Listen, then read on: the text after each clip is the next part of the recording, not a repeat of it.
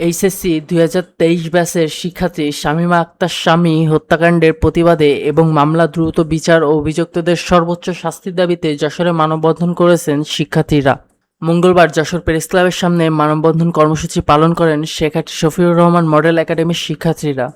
মানববন্ধনে অংশ নেওয়া শিক্ষার্থীরা শাম্মী হত্যাকাণ্ডের বিচার দাবি করে ভিন্ন স্লোগান দেন। এই ঘটনার সঙ্গে জড়িতদের দ্রুত আইনের আওতায় এনে দৃষ্টান্তমূলক শাস্তি নিশ্চিত করতে হবে। একই সঙ্গে বিচারিক প্রক্রিয়া দ্রুত সম্পূর্ণ করে অভিযুক্তদের সর্বোচ্চ শাস্তি নিশ্চিত করার দাবি জানান তারা। ডেস্ক রিপোর্ট, দৈনিক যশোর।